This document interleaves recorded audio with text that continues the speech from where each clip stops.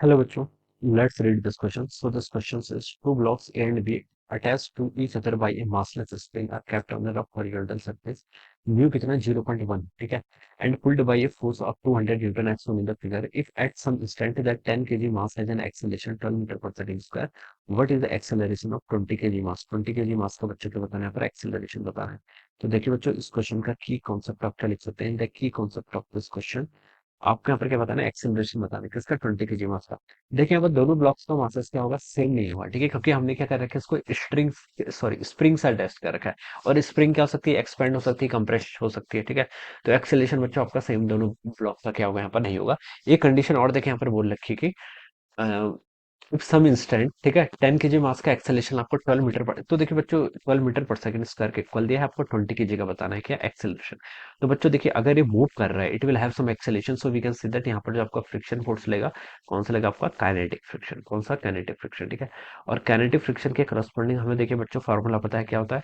Kinetic friction को हम define करते हैं आपका एफ के होता है आपका न्यू के इंटू एन. न्यू के क्या होता है आपका कोएफिशिएंट ऑफ काइनेटिक फ्रिक्शन और एन के आपका नॉर्मल ठीक है. क्वेश्चन में हमें न्यू बोल रखा है अगर सिर्फ न्यू बोला है ना तो चाहे न्यू के हो न्यू ऐसे दोनों में आपको 0.1 क्या करना है कंसिडर करना है अदरवाइज क्वेश्चन में आपको गिवन होगा ठीक है.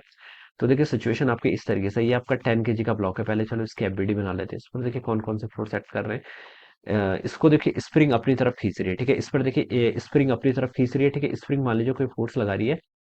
इसको मैंने क्या बोल दिया आपका एफ एस बोल दिया. This is a force by the spring ठीक है. ये आपका स्प्रिंग का फोर्स है ठीक है. और ये आपको ऐसे गिवन कर रखा है. अब इस फोर्स के कारण ये क्या कर रही है मूव कर रही है क्योंकि इसके पास एक्सेलेरेशन गिवन कर रखा है. एक्सेलेरेशन है तो यहाँ पर देखिए कि आपका फ्रिक्शन फोर्स लेगा. मान लीजिए मैंने इसको क्या बोल दिया F1 बोल दिया. F1 क्या आपका काइनेटिक फ्रिक्शन है. क्या है आपका काइनेटिक फ्रिक्शन ठीक है. काइनेटिक फ्रिक्शन की वैल्यू देखिए बच्चे पता लगा सकते हैं. देखिए ये कितना है 10 केजी का है तो इस पर आपका 100 न्यूटन आपका क्या होगा नॉर्मल होगा ठीक है. मान लीजिए आपका नॉर्मल 100 न्यूटन आ गया.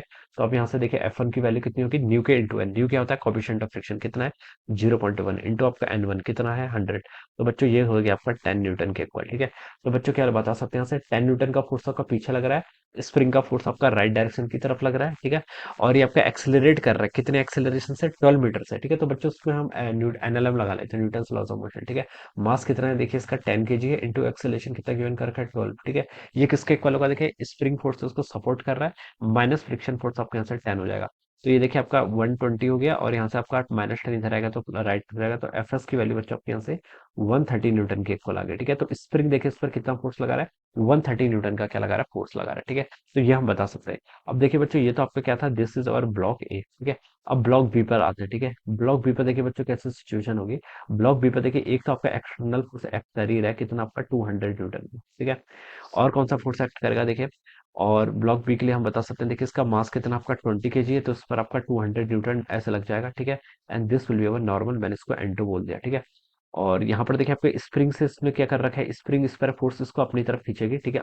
तो ये कितना होगा अगर आपकी स्प्रिंग क्या है देखिए अगर आपकी स्प्रिंग एक्सपेंड वाली कंडीशन में है तो स्प्रिंग क्या करेगी इसको अपनी तरफ खींचेगी ठीक है. तो उसको मैंने एफ एस लिख दिया यहाँ पे, ठीक है.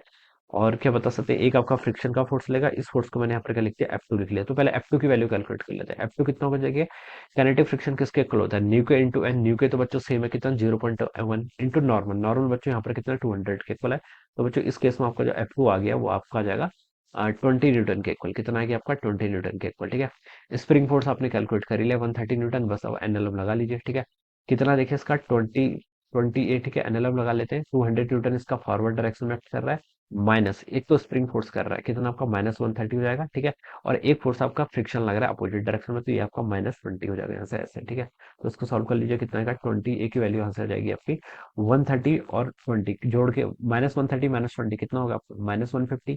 200 -150 करेंगे तो सिंपली कितना हो जाएगा आपका 50 के इक्वल हो जाएगा. तो एक्सेलरेशन बच्चा आपका 5/2 हो जाएगा. 5/2 को आप लिख सकते हैं 2.5 मीटर पर सेकंड स्क्वायर ठीक है. So this would be the acceleration ठीक है. ये क्या हो जाएगा आपका ब्लॉक बी का एक्सेलरेशन हो जाएगा ठीक है. ए का तो आपको गिवन ही कर रखा था क्वेश्चन में 12 मीटर पर सेकंड स्क्वायर के ऊपर है. बी का कितना होगा 2.5. Alright.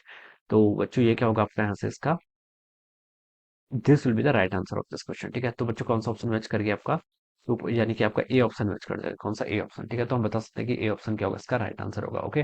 So this is the answer of this question. So I hope you all understood this concept. All the best and thank you so much.